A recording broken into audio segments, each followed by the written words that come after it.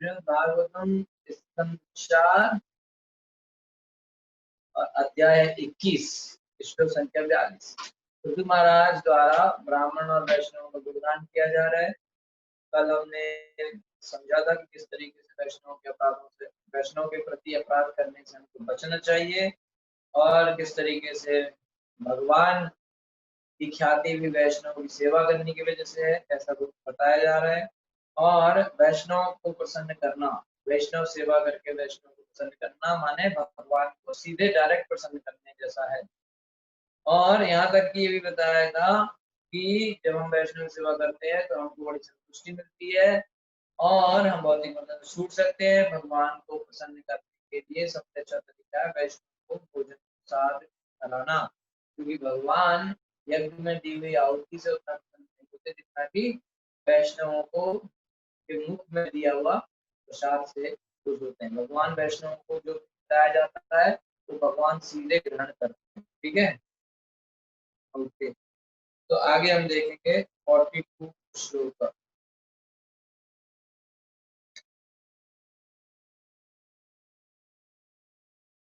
Okay. यद ब्रह्म नित्यं विरजं सनातनं श्रद्धा तपो मंगल मौन संयम समाधिना विप्रतिहार्थ दृष्टये यत्रेदमादर्श इवा असते।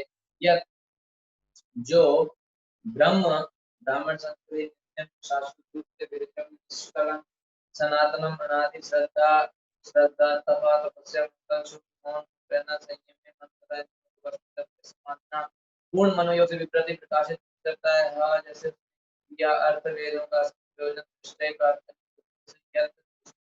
यह सब आदर्श दर्पण अवभासते प्रकट होता है। ब्राह्मण संस्कृति में ब्राह्मणों का दिव्य स्थान शास्त्र रूप से बनाए रखा जाता है, क्योंकि वेदों के आदेशों की श्रद्धा तब शास्त्रीय निर्णय मन तथा का स्वीकार किया जाता है। इस प्रकार जीवन का वास्तविक लक्ष्य ठीक उस तरह से प्रकाशमान होता है जिस प्रकार स्वच्छ दर्पण होता है। ओके, तो वैष्णव लोग या ब्राह्मण लोग हमेशा जो है शास्त्र में बताए हुए नियमों के हिसाब से चलते हैं। पिछले श्लोक में बताया गया था कि एक जीवित ब्राह्मण को खिलाना अग्नि में आहुतियां डालने से अधिक प्रभावकारी है। अब इस श्लोक में यहाँ पे स्पष्ट वर्णन है कि ब्राह्मणत्व क्या है। तो अभी तक हमने सुना ब्राह्मण की सेवा करो, वैष्णव ब्राह्मण है कौन, तो यहाँ बताया जा रहा है कि ब्राह्मण कौन है। तो इस कलयुग में इस तथ्य का लाभ उठाया जा रहा है कि ब्राह्मण भोजन कराना यज्ञों कराने से श्रेष्ठ है। और इस तरह ऐसे लोग ब्राह्मण कार्य बताने लगे हैं जो ब्राह्मण परिवार में उत्पन्न हुए, किंतु ब्राह्मण के एक गुण नहीं। भाई ब्राह्मण को भोजन कराने से कृष्ण ज्यादा प्रसन्न होते हैं, बात तो सही है, लेकिन क्या तुम क्या ब्राह्मण हो क्या? क्योंकि प्रभुपाद जी कह रहे हैं कि ये बात को पकड़ के कि ब्राह्मण को खिलाओ, ब्राह्मण को खिलाओ और कृष्ण प्रसन्न हो जाएंगे, इस बात को पकड़ के हर आदमी कह रहा है कि मैं ब्राह्मण हूँ, मुझे खिलाओ फ्री में, तो किसको अच्छा नहीं लगेगा। तो ब्राह्मण के घर में पैदा होने से प्रभुपाद बता रहे हैं कि ब्राह्मण के घर में पैदा होने से ब्राह्मण नहीं बनता आदमी। ठीक है, तो उसको ये गलत फायदा नहीं उठाना चाहिए कि मैं तो ब्राह्मण घर में पैदा हुआ इसलिए मुझे मिलता है, ऐसा नहीं है। क्योंकि उसमें ब्राह्मण के गुण भी होने चाहिए, ब्राह्मण गुण नहीं है तो कोई ब्राह्मण नहीं है। ठीक है, ऐसे व्यक्तियों तथा असली ब्राह्मणों में अंतर करने के उद्देश्य से ये नकली ब्राह्मण और असली ब्राह्मण में अंतर कैसे समझे, तो ये अंतर समझने के लिए ही महाराज ब्राह्मण तथा ब्राह्मण संस्कृति का यथार्थ वर्णन कर रहे हैं। ब्राह्मण का गुणगान तो कर दिए, लेकिन अब कोई भी आ जाएगा कहेगा मैं तो ब्राह्मण हूँ, तो वो ब्राह्मण संस्कृति क्या है उसका भी वर्णन यहाँ पे कर रहे हैं। मनुष्य को प्रकाशहीन अग्नि हाथी बनकर अपनी सिद्धि का लाभ नहीं उठाना चाहिए। ब्राह्मण को वेदों के निर्णय की जानकारी होनी चाहिए, वेदों का ज्ञान होना चाहिए। जैसे भगवत गीता में कहा गया वेदों का निर्णय क्या है, वेदैश्च सर्वम अहमेव वेद्या। वैदिक निर्णय या वेदांत ज्ञान क्या है, कृष्ण ज्ञान। कृष्ण को जानना ही समस्त वेदों का सार, और जो इसको नहीं जानता उसको वेद का ज्ञान नहीं है, शास्त्र का ज्ञान नहीं है, तो ब्राह्मण कहलाने का अधिकार नहीं। तो ये तथ्य अब पता चला, कई लोग अपने आप को पता नहीं किसका पुजारी मानते, ब्राह्मण मानते हैं, ये मानते हैं। कृष्ण का तत्व नहीं जानता तो ब्राह्मण नहीं। ये तथ्य है कि जिस रूप में श्री कृष्ण है उसके जान लेने से मनुष्य पूर्ण ब्राह्मण हो जाता है, जैसा कि भगवद गीता में लिखित है, जन्म कर्म च मे नित्यम यो मे वेत्ति तत्त्वम्। कृष्ण तत्व को जानना, कृष्ण के जन्म और कर्म तत्व के द्वारा समझना, तभी ब्राह्मण, बिना उसके ब्राह्मण नहीं हो सकता। तो जो ब्राह्मण श्री कृष्ण को अच्छे से जान लेता है वह सदैव दिव्य स्थिति में रहता है।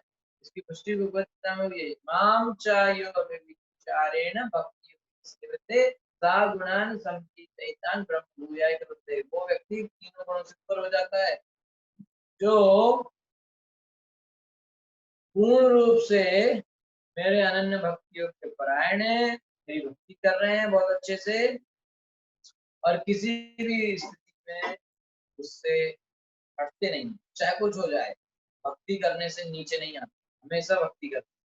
वो व्यक्ति अविलंब त्रिगुणमयी माया को उल्लंघन करके ब्रह्मभूत हो जाए। वो एक माया के तीन गुणों से ऊपर आ जाता है अगर भगवान की सेवा कर रहा है बिना किसी रुकावट के। इसलिए भगवान के इनका भक्त वास्तव में पूर्ण ब्राह्मण है, उसकी स्थिति दिव्य होती है क्योंकि वह पति जीवन के चारों दोषों से मुक्त होता है। कौन कौन से चार दोष हैं? त्रुटि करना, मोहग्रस्त होना, धोखा देना था, वाला। तो पूर्ण वैष्णव, ये चार दो पहले बताए जा चुके डिटेल। पूर्ण वैष्णव या कृष्ण भक्त सदैव दिव्य स्थिति में रहता है। क्यों? क्योंकि वो कृष्ण तथा उसके के रूप में बोलता है।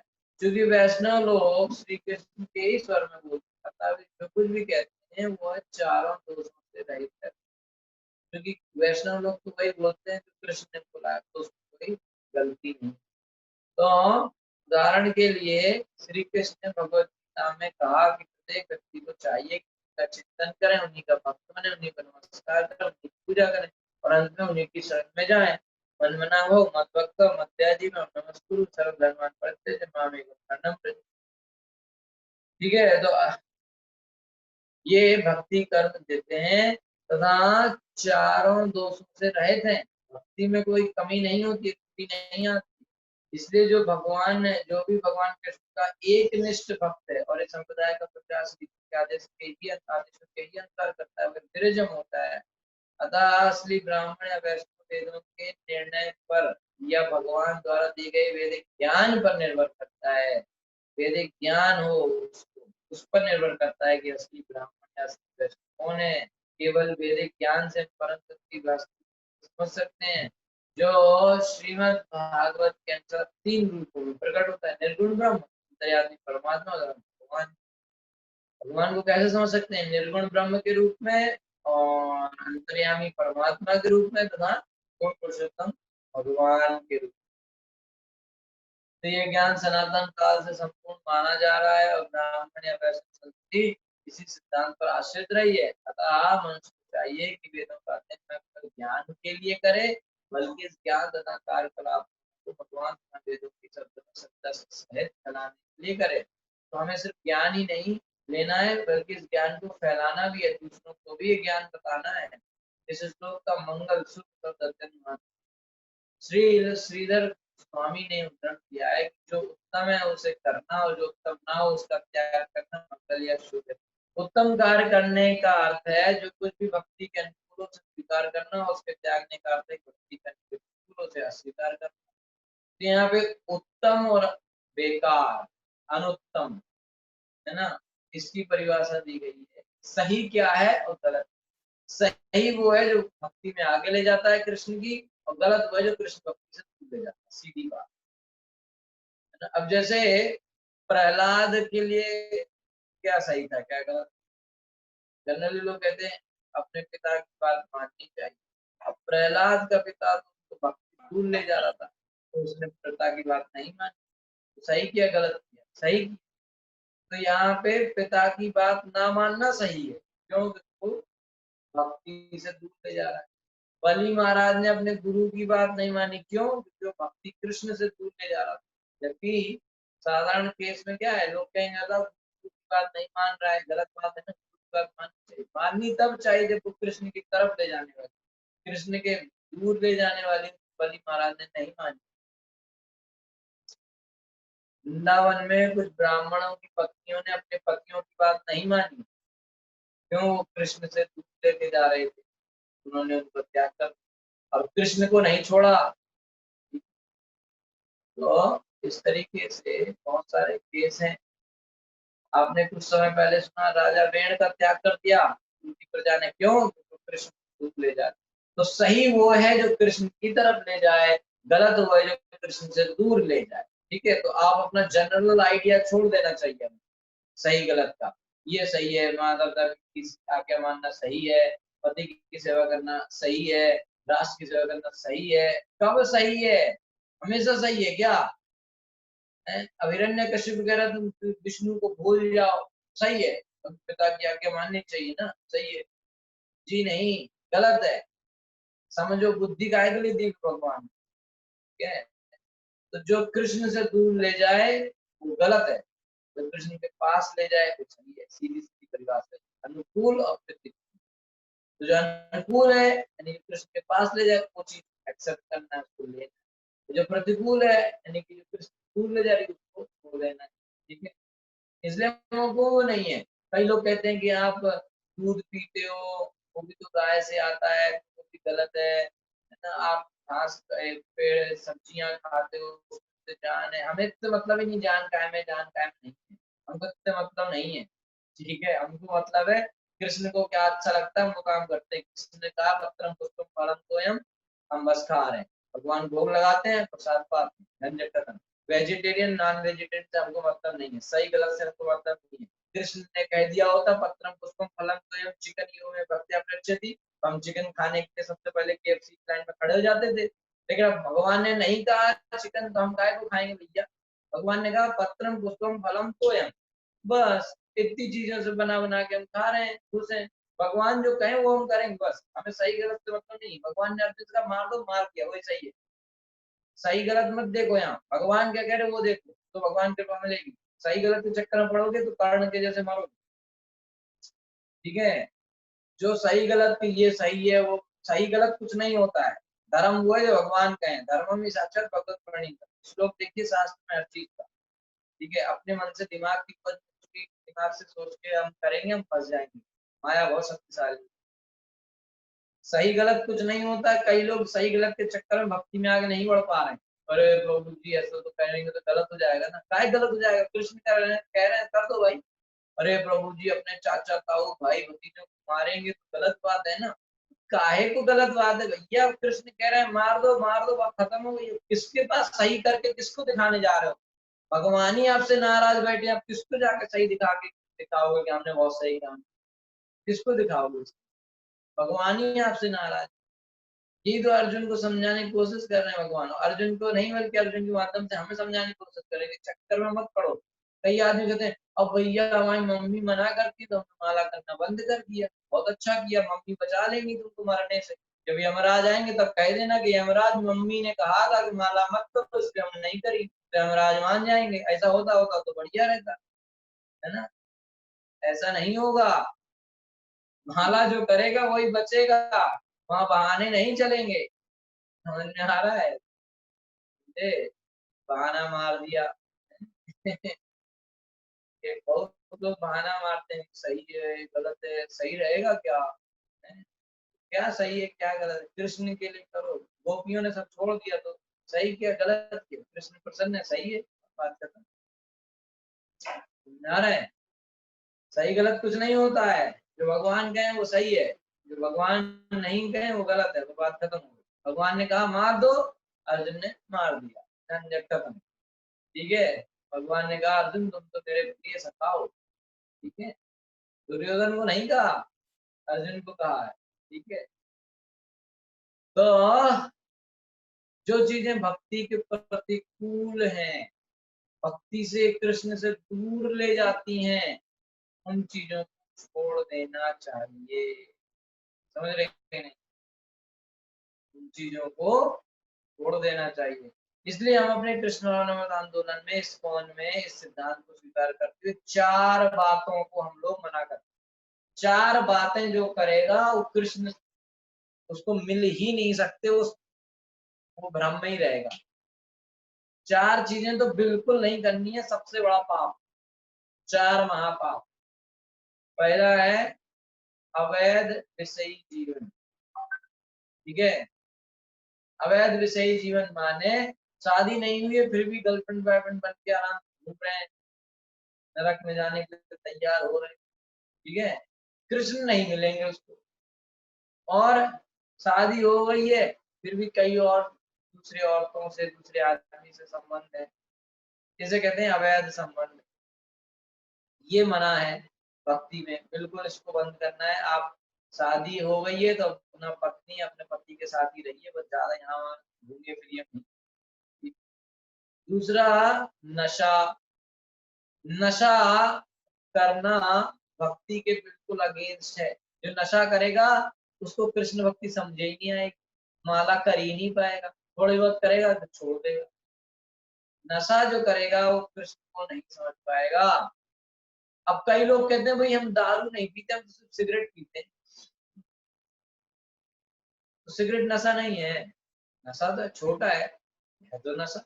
यहाँ बात ये नहीं हो रही है कि आपको यहाँ वो नहीं चल रहा है कि अगर जब 95 के ऊपर जाए तभी फीवर है मतलब छोटा करो तो नशा नहीं, बड़ा करो तो नशा, ऐसा नहीं हो रहा है। नशा माने नशा, चाहे छोटा हो चाहे बड़ा हो। इसीलिए कृष्ण भक्त जो है वो चाय भी नहीं पिएगा, क्योंकि चाय में भी नशा है, थोड़ा सा है पर है तो।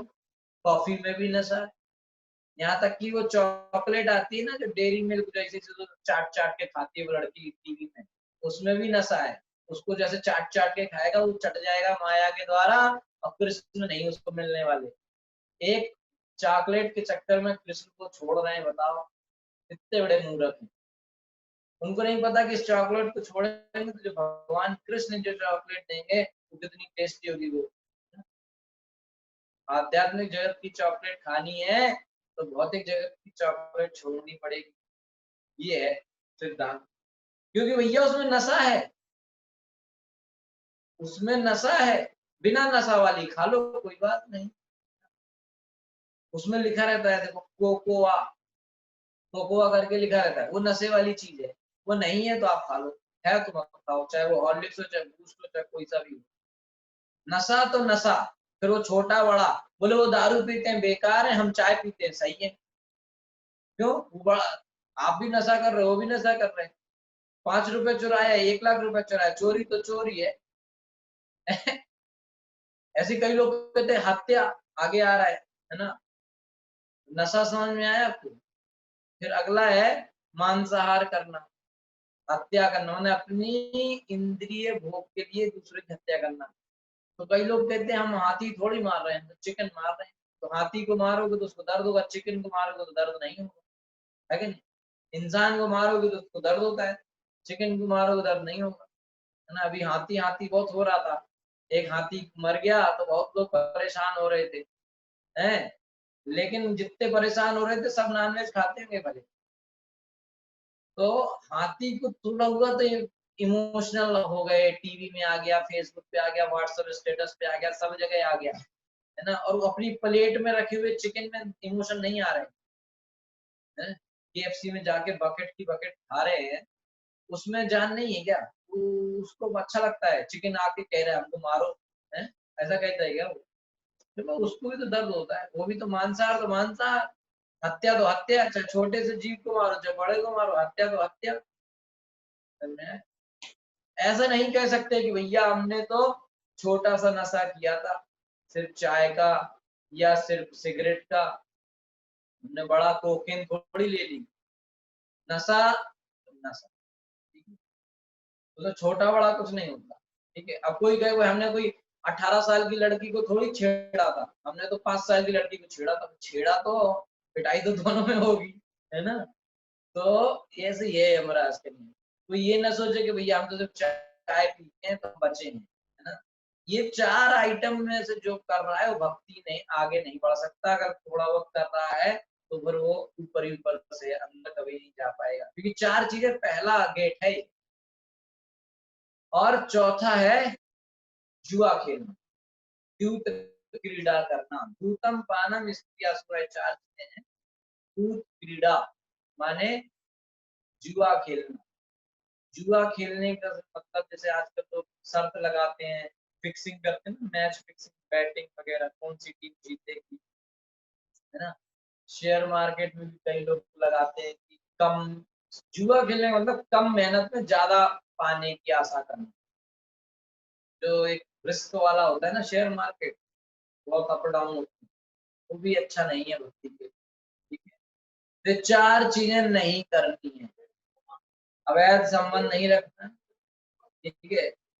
अवैध संबंध माने शादी नहीं हुई है तो किसी भी दूसरी लड़की लड़के से, लड़के का लड़के से, लड़की का लड़की से, आजकल ये भी बताना पड़ता है, चलो एक्सप्लेन ज्यादा करना पड़ता है, नहीं पहले लोग समझ जाते थे, अभी तो हर तरह के कॉम्बिनेशन में लोग कर रहे हैं तो बड़ा कॉम्प्लिकेटेड, सब मना है। शादी नहीं हुई है तो वो मना है, शादी हो गई है तो अपनी वाइफ या अपने हस्बैंड से, ठीक है। और वही है, गवर्नमेंट कुछ भी अलाउ करे, शास्त्र में अलाउ नहीं किया है, ठीक है।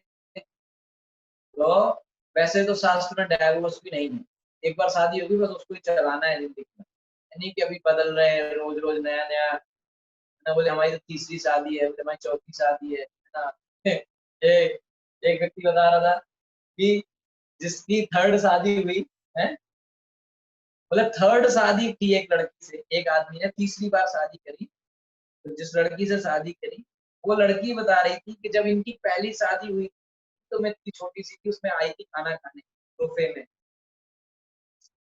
समझ में आया। तो ये चल रहा है आजकल, तो ये सब मना है शास्त्र में, ठीक है। तो अवैध संबंध मना है, नशा, चाय कॉफी कोकोआ ये सब मना, और जुआ खेलना सब मना, मांस मछली अंडा सब मना, ठीक है। 4 चीजें मना है, एक चीज करनी है हर दिन, हरे कृष्णा कृष्ण कृष्ण हरे हरे, हरे राम राम राम हरे हरे, इस महामंत्र का 108 बार, यानी कि 108 बार जब किया मैंने एक माला, ऐसे करके 16 माला करना, ठीक है। 3 बार गायत्री मंत्र का जाप करते हुए ध्यान में लगते हैं, ये हमारे इस्कॉन का सिस्टम है। तो इस प्रकार मनुष्य ब्राह्मण संस्कृति और आध्यात्मिक शक्ति को अखंडित बनाए रख सकता है। अब ये है ब्राह्मण के बेसिक नियम, ये है ब्राह्मण जो इतना कर रहा है, वो जो जन्म लेके पैदा हो गया ब्राह्मण घर में वो नहीं है। हमारे साथ एक था, वो कहता था हम ब्राह्मण है, और खूब मुर्गा खाता था, चिकन खाता था, बिरयानी खाता था, दारू पीता था। तो उससे हम लोगों ने कहा यार आप, तुम तो यार पंडित हो, तुम भी मुर्गा चिकन खाते हो। तो कहता था यार चिकन में इतना अच्छा टेस्ट है तो ब्राह्मण लोगों को इससे क्यों वंचित किया जा रहा है, हम लोग भी इसका आनंद उठाएंगे। वो ऐसी फिलॉसफी लेके आया था, तो खूब खाता था। तो ऐसे लोग ब्राह्मण नहीं है, भले जन्म उनका ब्राह्मण घर में हुआ हो, ठीक है। यदि कोई भक्ति के नियमों को कठिना बड़ी दृढ़ता से पालन करते हुए 24 घंटे हरे कृष्ण मंत्र का जप करता रहेगा तो वह आध्यात्मिक जीवन में आगे बढ़ पाएगा और अंत में भगवान के साक्षात दर्शन करेगा, ठीक है। उसको ही साक्षात दर्शन करने की योग्यता होती है जो इन नियमों का पालन करेगा, ऐसे नहीं कि बस बस हो गया, ठीक है। और बोले वृंदावन गए, राधे राधे चिल्लाया, नाच लिए, 12 मंदिर के आके चाय पी ली, ठीक है, ऐसा नहीं चलता है। नियम तो नियम है सबके लिए, ठीक है। कई लोग कहते हैं अरे वो तो बच्चा है, अभी बच्चा है तो क्या उसके ऊपर नहीं चल रहा है?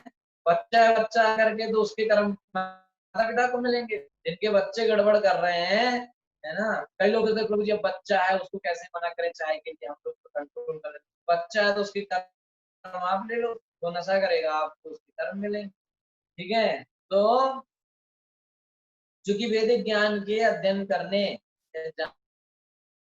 जानने का एकमात्र उद्देश्य श्री कृष्ण को प्राप्त करना है। वेदों का एकमात्र उद्देश्य है श्री कृष्ण की भक्ति, बस और कुछ नहीं है, श्री कृष्ण की भक्ति करना। इसलिए तो शुरुआत से ही ऊपर बताई हुई विधि का और वैदिक नियमों का पालन करेगा, वही परम सत्य भगवान श्री कृष्ण के संपूर्ण स्वरूप का स्पष्ट रूप से देख सकता है, जिस प्रकार स्वच्छ दर्पण में देखा जा सकता है। तो जो व्यक्ति इन सब नियमों का अच्छे से पालन करेगा, तो जैसे हम साफ मिरर में, दर्पण में, आईना में अपने आप का चेहरा देखते हैं, ऐसे हम कृष्ण को देख सकते हैं face to face, very clear.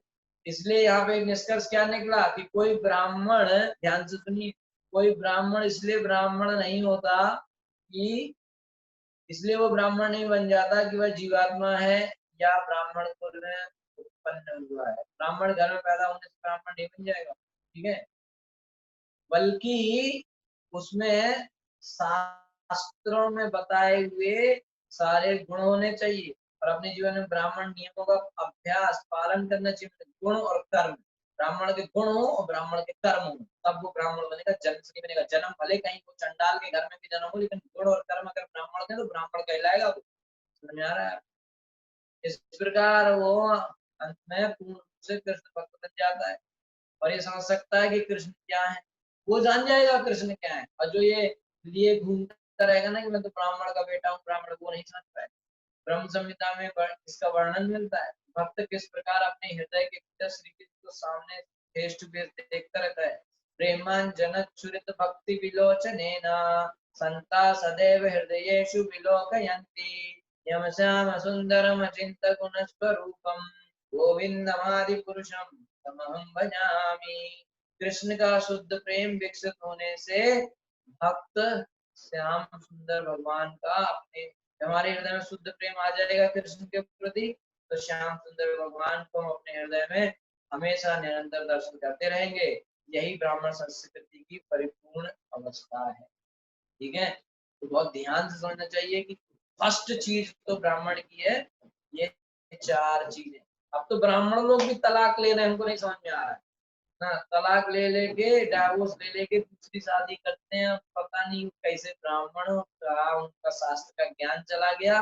मतलब हमारे जो है हिंदू सनातन धर्म में तलाक जैसी कोई चीज ही नहीं है। आप बताओ संस्कृत का कोई शब्द हो तलाक?